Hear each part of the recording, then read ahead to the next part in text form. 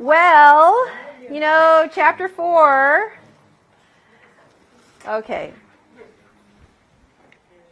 Chapter 4 is talking about solutions, right? Well, don't we need to know the concentrations of solutions? Yeah, we do. So we're going to talk about concentration. We're going to talk about molarity. Molarity is a concentration we use a lot, and you've seen it in the lab. Have you gone up to the lab cart, look at the chemicals? They've got this gigantic M on some of these, 6M, 3M. Have you ever wondered what that was? No. Okay, well, let's talk about that.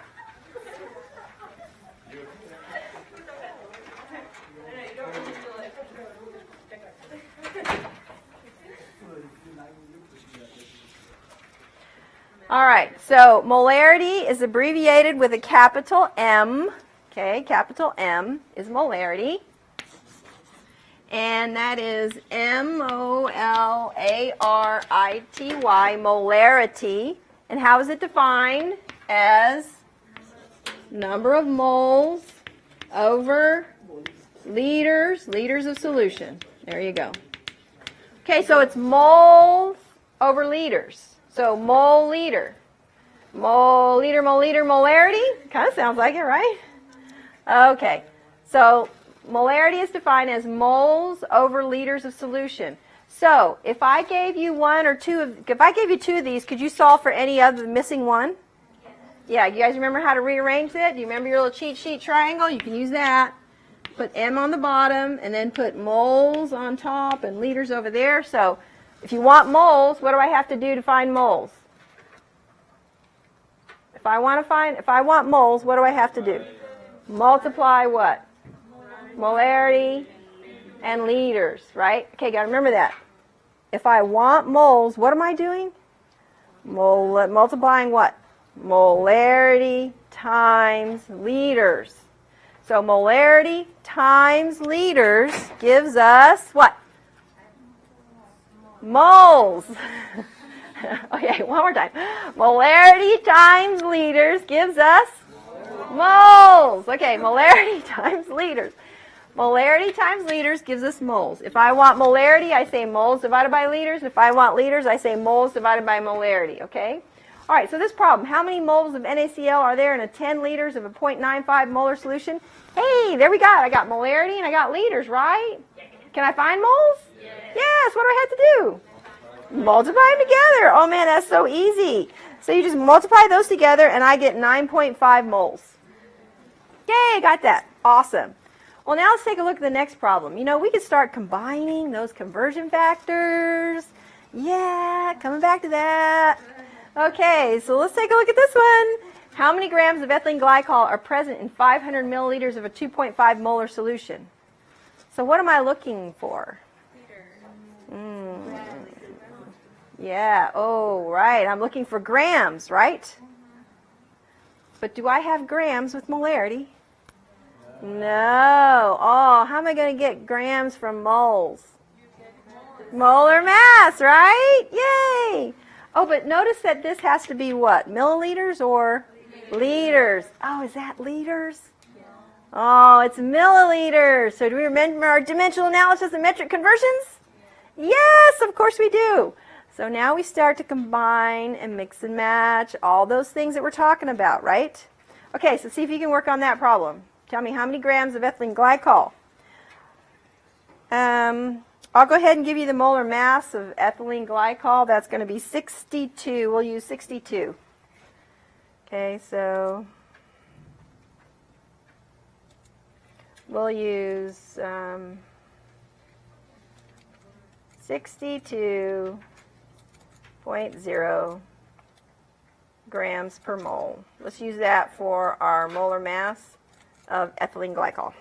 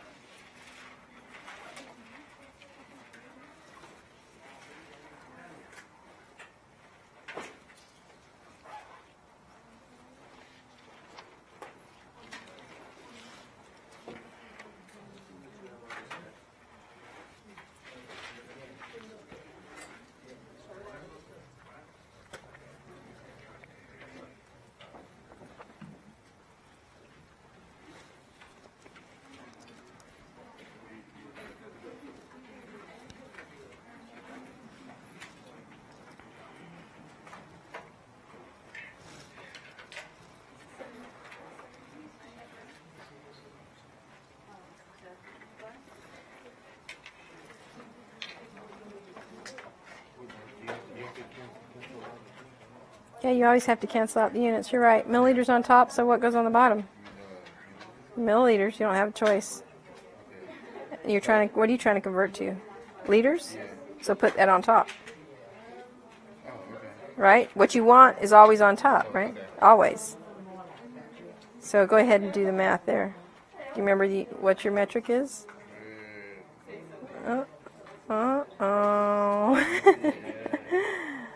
Okay, metric is not given to you on the exam, right?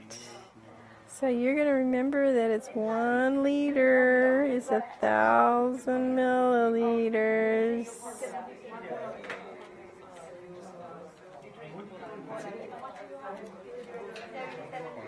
Yes, 0.5 liters. Okay, now I got liters. And now you got molarity. So now what are you going to do?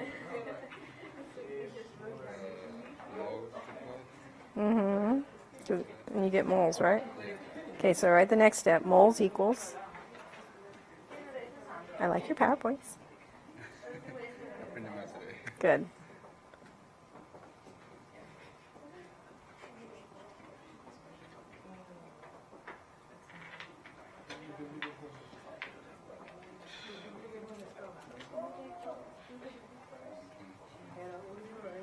.25 moles. Okay. Now you got moles. Now you want to go moles to grams. So you got 1.25 moles. So you know what goes on the bottom, right? Units have to cancel. And what did we decide we wanted to do? Convert it to grams, right? Yes, what you want goes on top, right? It's what you want. And then go ahead and use that number that I got on the screen. See how that works? Yeah. Got it? Yeah. Step it out, right? Okay, perfect. You might want to practice this to get really smooth, yeah? Yeah. Okay. Ooh, you got PowerPoints. I like the PowerPoints. Okay, once you get it, turn around, make sure your neighbors got it.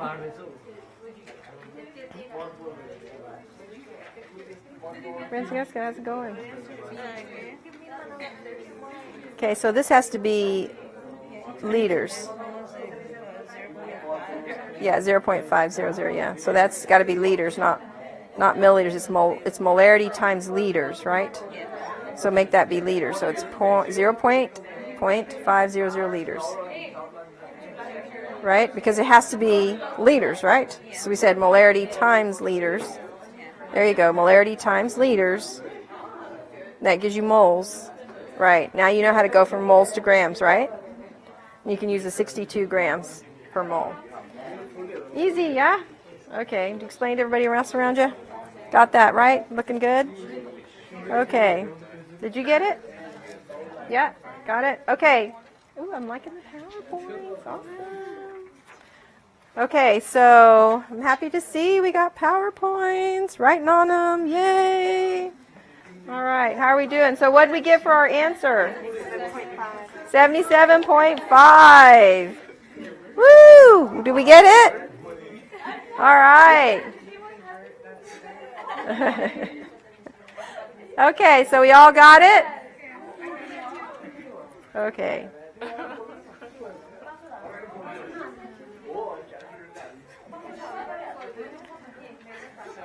Okay. We got it back here? You guys got it okay? So everybody got 77.5 grams? Okay, awesome. Well, let's do another one with molarity conversions. Okay, so far we use molarity with conversion factors like, say, molar mass and metric. Well, let's do one that uses a different conversion factor. What is the molarity of the nitrate ions in 5.0 molar of lead 2 nitrate? Okay, how are we going to do that? Well, 5.0 molarity, or I say it's a 5 molar solution, then I can write that as moles per liter, right? Isn't that how we defined it? So can I write moles per liter? I can do that 1 over 1 liter, right? I can do that. Okay, so this is PbNO3 2. And units have to cancel, so I'm going to put moles of PbNO32 on the bottom. And what I want is nitrate ions. So I'm going to put moles of nitrate ions. Now, this is our subscript conversion factor, isn't it? Now, we didn't have an element, but we have a polyatomic ion, which acts as if it was one ion. Remember, that's our definition of polyatomic ion. It's like, oh, that's one, you know, never mind. It doesn't break apart. All right, so this would be 2 moles of the nitrate to 1 mole of the lead nitrate. So these units cancel, and I'm left with 10 moles of nitrate ion per liter. And that's the same thing as saying a 10 molar solution of nitrate ions. All right, do you see how we're using conversion factors now together? So all that stuff together is starting to pull together. Awesome. Okay, we're good with that, right? Well, there's another thing we can do with molarity, and that is conversions, or dilutions. You guys have diluted stuff, right? All the time, right? You know how to dilute. I mean, you guys use frozen orange juice, right? 1 can of frozen orange juice, and I'm going to dilute it by adding 3 cans of water. Did I add any more orange juice concentrate, or all I added was water? All I added was water. So all the orange juice concentrate I had to begin with is still there. It's just diluted with water. Now, what's my total volume? 4 cans. So when we're talking about liters of solution, I'm not talking about 3 cans. I'm talking about 4 cans. It's the whole thing. So it's not how much you added, it's the total solution. Okay, that's dilution. We know how to do that. Well, the same thing applies to chemistry then. If I have a concentrated amount, and I can call that an aliquot. So this is an aliquot. It usually means a concentrated amount. This is the amount that I have of my concentrated substance. I'm going to dilute it, means I'm going to add water. It just dilutes it. But the number of particles is still the same. The amount of the concentrate or substance in the concentrate is the same. So if I had this many moles of the concentrate to begin with, don't I have that many moles of my same substance in the dilute formula now too? Yeah, because all I added was water, right? So the moles concentrated is the same amount as the moles dilute. The moles are the same. The volume is different, but the moles are the same. Okay, so let's put that up here. I can say moles concentrated equal moles dilute. So let's write that up here. Moles concentrated, moles of the concentrated equals moles of the dilute. Well, we already said how we can get moles with molarity. If I'm given molarity, how am I supposed to get moles? What do I have to multiply? Molarity, yep, times liters, the volume, right, in liters. So molarity times liters. Okay, let's write that down. So can I say molarity concentrated times liters concentrated? That gives me my moles concentrated, right? Equals, can I say molarity dilute times what? Liters what? Dilute. There you go. Okay, this is your dilution formula. So looking on that document, is the dilution formula going to be given to us? No. Yay! Another flashcard. Yeah, you might as well just bring a stack of flashcards to class, right? Just write that one out, yeah? Okay. Yeah. All right, so this is molarity times liters concentrated equals molarity times liters dilute. Great. Well, how can I tell the difference between a concentrated molarity and a dilute molarity? Which one do you think is going to be the bigger number? Molarity concentrated, that's right. So the bigger the molarity number, that tells you it's what? Concentrated. So if you're in the lab and you see an 18 molar acid as opposed to a 1 molar, that should tell you something. Yeah, that acid's going to really hurt if you get that on you, okay, because it's going to be concentrated. So the bigger the molarity number, the more concentrated it is. So I can tell which one is concentrated and which one is dilute because it's going to be the bigger molarity. Well, what about the volumes? If you have a concentrated amount, your volume is going to be little, right? And if you're dilute, what about your volume?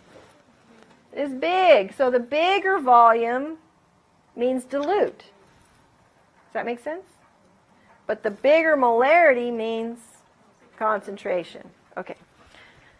So you don't want to be mixing and matching those up. So for example, I have a 1.25 molar solution of calcium chloride, and I want to prepare a 0.05 molar solution in 250 ml volumetric flask. How many milliliters do I need?